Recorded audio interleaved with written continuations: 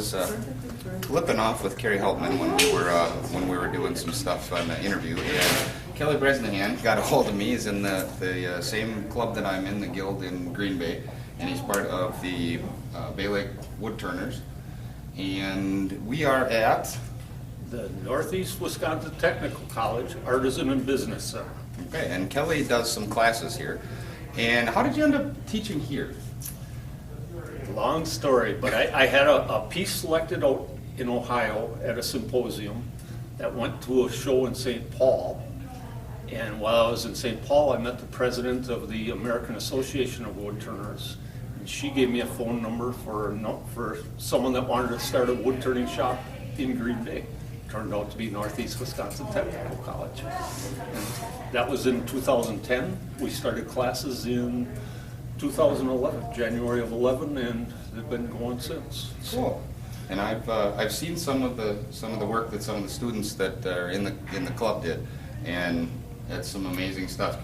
Considering a lot of them never did any turning at all, the stuff I see coming in for a show and tell stuff is pretty impressive. Yep. So I brought some tools up with me. We got plenty of lathes to pick from, and I guess we'll get going on some of this stuff in a little bit. So I got my tools here. So I've been picking up tools for a while now, and some of them I somewhat know how to use, and some of them I'm really bad with.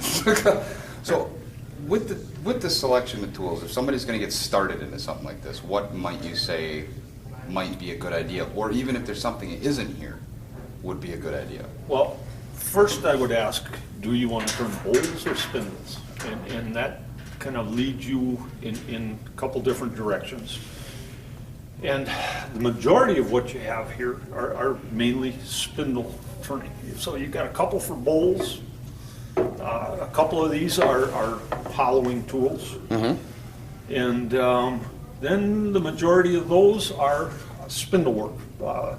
You can use the scrapers on bowls also. Mm-hmm. One tool everybody uses, this is a spindle roughing gouge. Mm-hmm. You can tell it. People mistake it for a bowl gouge, but it's one tool that is very specific. It's a spindle roughing gouge. You never use it on a bowl. No, I found that out the hard way once. Then you know why you don't use it on a bowl. It makes a big mess. Yeah. Well, and it can be very dangerous. They tend to break off at the tank. Oh, okay. And then they become a projectile. Oh. And that is, even in the tool catalogs, they all say, do not use on bowls. So okay. That's the one. I actually have no bowls written on the spindle roughing gouges here at the school, and people still use them. So I got a couple things that are for bowls and vessels, and everything else is generally spindles. Right. You can cross over. Now if you were turning a bowl, it's nice to finish the bottom of a bowl. You use a spindle gouge, your detail gouge or a spindle gouge to get in, taking your tenon off, things like that. So, and like I say, scraper can go both ways. Mm-hmm. Now again, when you're turning spindles, you can use a bowl gouge. Okay. It's just one of those things that, so there is a little crossover. Okay. Now I know I've got two different types of grinds on the bowl gouges. One is, I think the larger one is what they call fingernail, right? Yep. So this one isn't. Right. And the only reason it's not is because, well, that's why I bought it. And this is more of a traditional grind, and I am a big fan of the fingernail grinds. I think they're just a very versatile. You can do a lot of different cuts with them. Mm-hmm. Inside of a bowl, the traditional grind is very nice where that transition from side to bottom of the bowl is one place where that grind works very well. Okay. So it is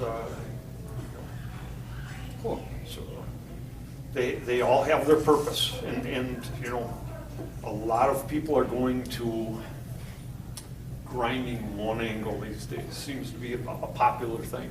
Okay. Trying to simplify. Degree on the detail gouges, 40 degree on the spindle gouges, 50 degree on our bowl gouges, 60 degree on a traditional grind. So it does get a little confusing. If you go to one grind on all your tools, simplifies it. Okay. And I haven't converted to that one yet. So, and then because one of the most important things now is you have tools, you have to have sharp tools. Yes. And so grinding is one of the most important things you can do and learn to do. We use a slower speed, 1725 RPM grinder. Okay. With, it's called a Raptor tool, which makes it very easy to change from the different angles, and it makes it very repeatable. You know, you're not going up to the wheel, holding the tool against the wheel and trying to match your bevel. And so that's kind of one of the things that's happened in wood turning. That's a pretty recent thing that makes it very easy to change to different angles. And I think mine is I've got the slow speed grinder, and I think it's a one-way system. Wolverine one-way. Yep. Yeah, same thing we use here. Okay, so why don't you show me the sharpening system? This is pretty cool. Slow speed grinder, 8-inch wheels, and we set up using this. They're referred to as Raptor tools. It's very easy to change the angle of your grind, which makes make it very repeatable. It's exact every time. This is a 40-degree right now. Say if we're going to our 50-degree on a bowl gouge, to change it, you match up the 2 points. And set for 50 degrees. That way anyone in the classroom can come over and it makes it the same. You waste a lot less steel on your tools by cool. setting the angles correctly. And then if you want to set the tables up, they come in, these points now match up to set the table angle. So they're very versatile. It's cool. So let's see what you've got here for the different angles you have. Well, I'm not sure. Maybe we can fix them. So you want to start with the spindles or the bolts? Let's try the spindle right over. Okay. This one I get set at 40 degrees. Your spindle gouge. Now, use the sharpening, the very grind. Okay. And that's the same thing I got. And these are set up so it sticks out of here 2 inches. Okay. And I pretty much have a wood block that I do the same thing. Yep, does exactly. Yep, you can have a line drawn on there. It's nice to have just something that. Okay, so my guessing on my stuff wasn't too bad.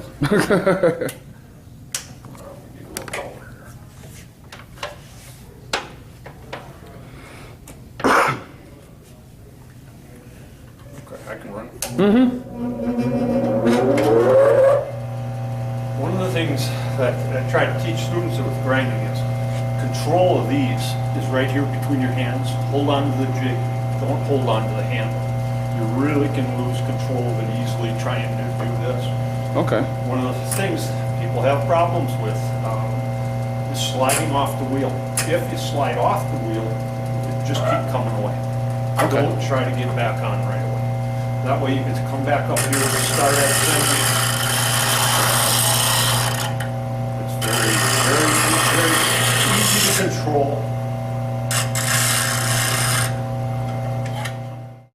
And you have, I'll let a little bit on here. See how that's a little square on the corner there? Yeah. I like it round like that side.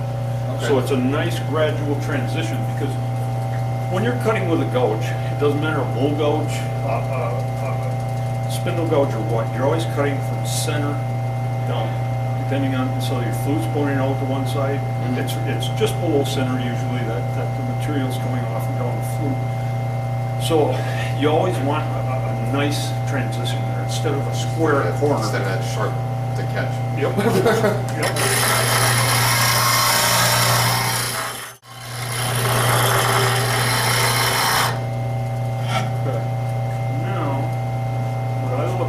I can see a little facet, so we aren't quite up at the center yet. Oh, sure enough. And one of the things you're watching for as you grind, you can see the spark. You know, it's coming over the edge of the top, over on the sides, but in the center, no spark. Down. Yep. So So that means that top edge hasn't met the stone yet. Okay. So now, looks good. Now you can see a little bluing in there. Mm-hmm. People used to say, oh, you can't have that. Now, with high-speed steels, it isn't so critical. Okay. The bluing doesn't matter. They take much more heat than the old carbon steel tools. Carbon steel, that would take the temper out of the steel. Yeah. These, that like I say, it isn't so critical. Okay.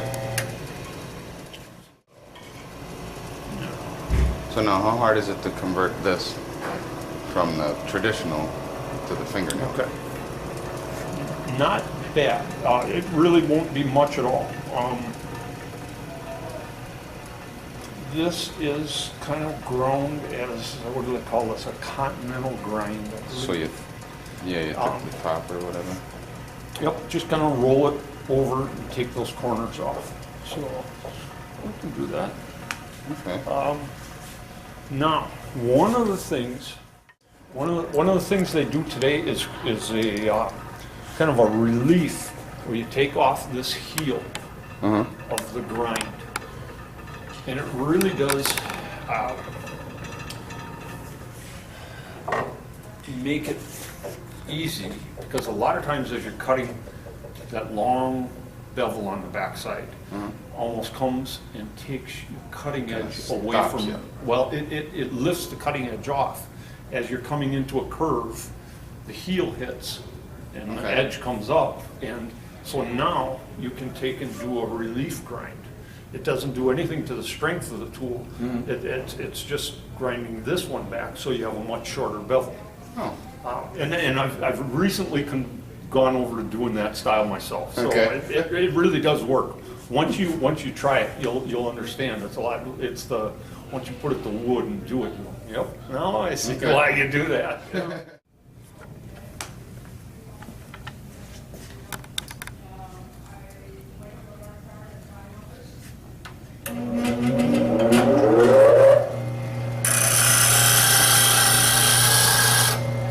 So now that would take it from a traditional to a fingernail, right? Yep.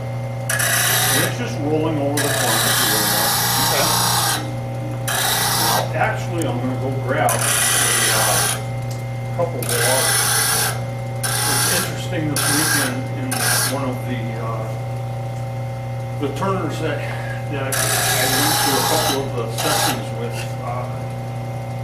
Stuart Batty, and he's now building tools, and talked about a metallurgist in that there's a saying about dipping high-speed steels in water creates microfractures in the metal. He said it's not true. You have to get the tool up to like 1400 degrees before that happens. Okay. So you can dip them in water. It's better to keep them cool by dipping it occasionally than it is to heat it and then dip it. So you know, it's with this, we're going to be taking off a little more metal to get it to that fingernail. Yep. Yeah. Okay. So I'll do it in the process here. Okay. Because you can grind, you grind away so much steel that you may as well, once it's sharp, use it, dull it, then resharpen it, and slowly change that shape to what you want and get some use out of it. Okay. Tools aren't cheap. No. So No, I know. I'm anti-throwing away steel. 'Cause it's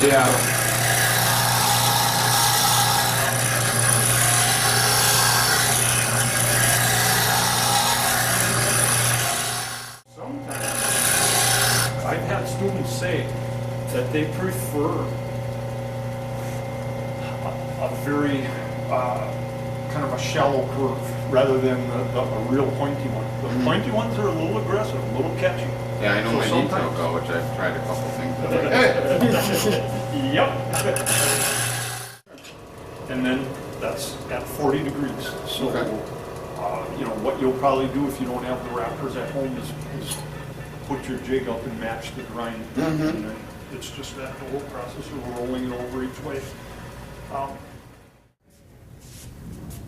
Detail gouges are very specific in their use, in that you don't want to you know, they're made for getting into those kind of sharp, between beads, or, you know, when you're really going to take your tenon off your bottom of your bowl or something, reach into those little tight places. General spindle turning, I don't use one of these, you know, until you get there, you know, and then they're made specifically for getting into that tight spot. But Okay. So the detail you said is at 35. 35. And I'm betting that you're close to that with yours now. Okay.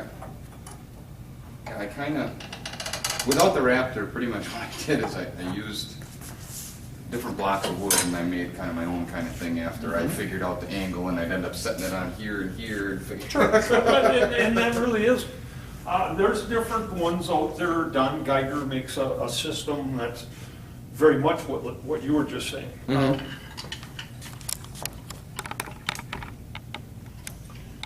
But this is all with the, you know, everything's repeatable, and that's key when you have a lot of different people using these things. Oh, yeah.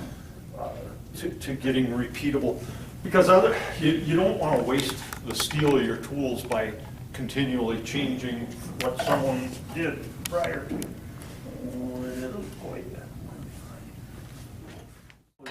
Because 35, there was still a gap there. Trying to think. I thought it went the other way. Oh, yeah. It's actually more.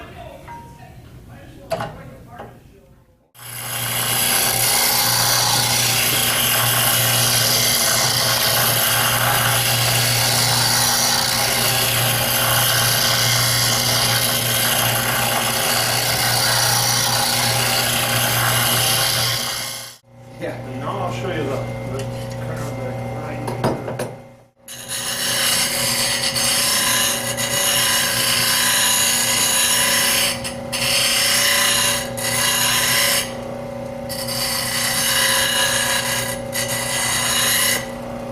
Okay, so you're rounding the back over. Just taking some of the heel off. Okay. And then eventually you'll have to do that again as you grind back and lose that. Then that heel here is going to get longer and longer. Okay. But I wanted to, because we took the tip off, it changed that 2-inch Oh, length sure. right away. So I just did that grind. Now I'll redo the 2-inch mark. Okay, that makes sense.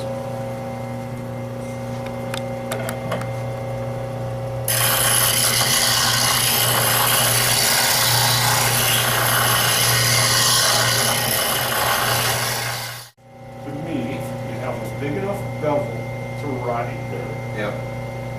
Again, use the tool and start sharpening and work it down instead of just grinding everything away and to nothing. This stuff isn't going to hit, your bevel is here, you know, that's what'll be against the wood, so you'll be in control. On this real quick. Where you have this set, I mean, obviously you leave this set there for your system. Is there a benefit to one spot over the other? Well, the Raptor tool wants it set 21 degree, 23 degrees. Okay, so using the Raptor, that determines That where this is- goes. yep, Okay, yep. cool. And I know that one way tells you 1.75 inches out and a different angle. Oh, okay. You know, others are, you know, it changes according to their system. Sure. So we use the Raptors, and that's why I go with the 23 degree. Okay, well, that makes sense.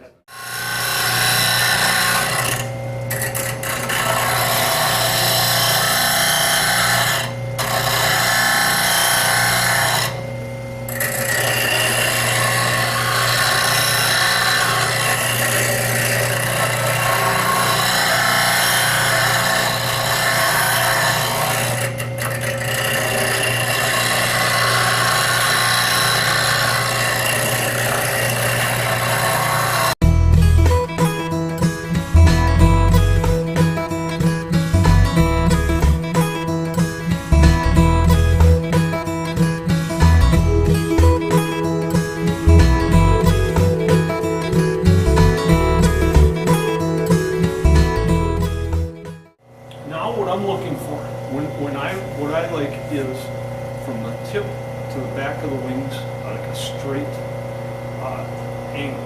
Okay. You see some people have curves and all that. this is one of those things with these is that as you cut, to me, this picks up wood and cuts it off. After the tip cuts it, this kind of comes in, cleans up the junk below. Sure. With a straight angle, you can do what they call shear cut. Yeah. It's nice. To me, it's much easier to do with a straight wing rather than a curve. Okay.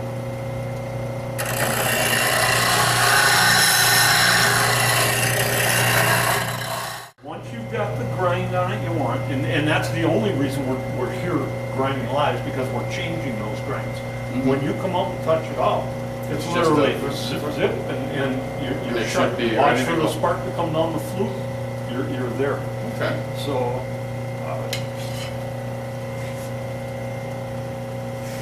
yeah, there's a lot of debate. There's some guys that sharpen with Fancy. At least it's nice to know the setup I have and the tools I have aren't bad. I just don't know what I'm doing. So, with the skew chisel, I have always done where I did the hollow grind and then I basically hand sharpen, like honing a plane or a chisel on a stone. Yep. So is that how you do them, or do you do them different? I have a jig for that. You have a jig for that? All right. Hey, I like jigs. As far as honing your turning tools, I'm a non-believer. Okay. Wood, when you're carving, you hone an edge. Yeah. You're carving. You're Yep. taking out an inch or less of Little bits, material at a time. Mhm. You turn on a lathe, on a 10-inch bolt, 1,000 RPM, turn it on for a minute, you've just had, something like 30,000 inches of material go over your Yeah, blade. yeah. That honed edge is gone. Long ago.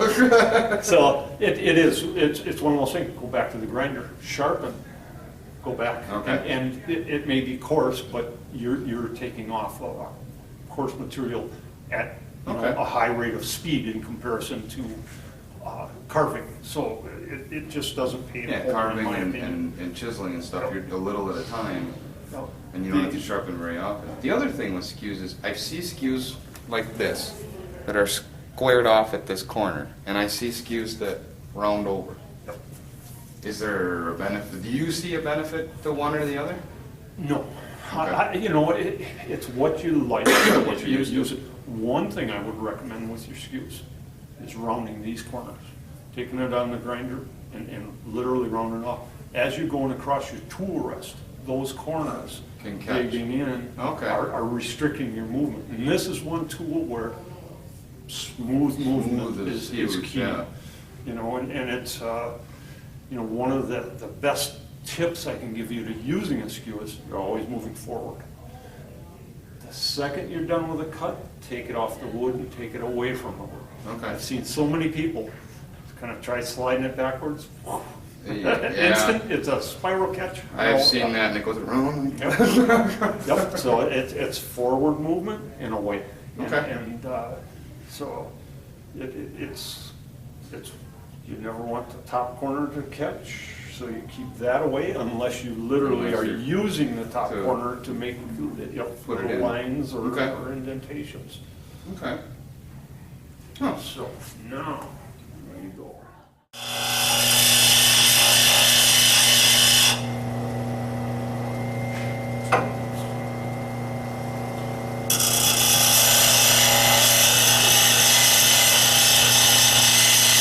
And the wheel looks pretty straight.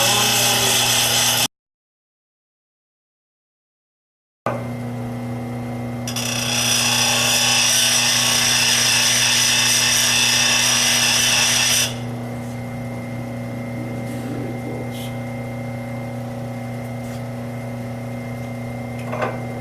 One of the things that you always want to make sure is that you're towards that upper half of the wheel when you're grinding. You never want to get down No. where you're low. And it'll catch and Yep. slam it down. Pretty good. Now, this is where you could actually, over the course, if you wanted a real curve on there, change that. If you Okay. ever wanted to try it, you just take a little more of a grind, kind of roll that bottom corner up and Okay. take it off. To me, I don't know what the benefit is. Maybe So not. it's one of those things you almost have to try it and see what you like. Okay.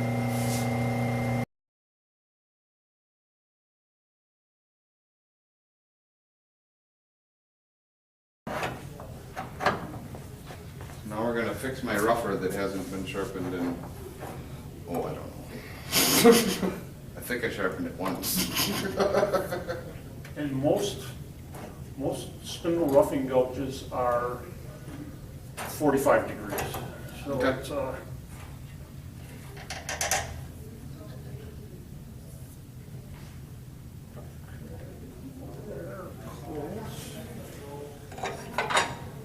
and that is, I like the table. It's just a matter of Okay, just a matter of roll it. keep your thumb right in the flute, hold it down, and roll. Yeah, that's,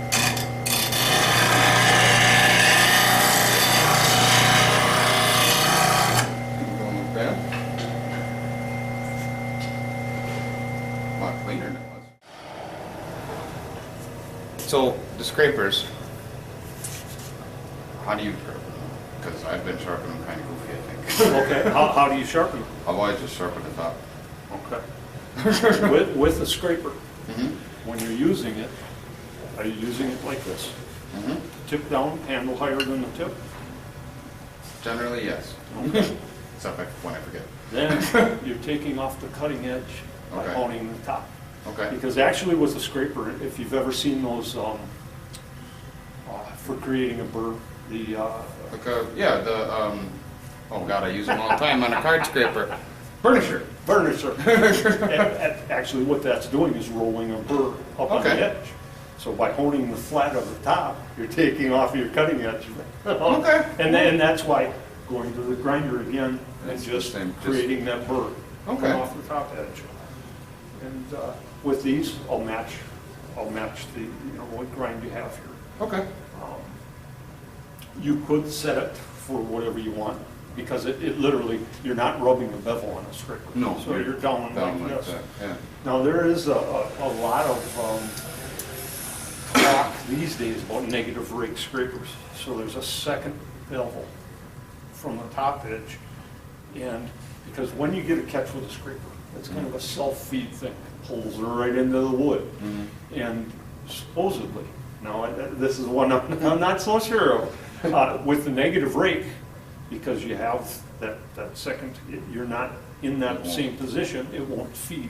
Huh. So something I'm gonna try and see how much of a difference, because we have a scraper here ground for a negative rake that we use in the bottom of boxes and vessels. Okay. That we use just to go in and take that little nub that develops in the center. Mhm. And it's it's a wonderful thing. And there you go in and you don't get that Okay. feed that'll take you right through the bottom of your vessel. So, what I put my thumb on top, controls it on the table.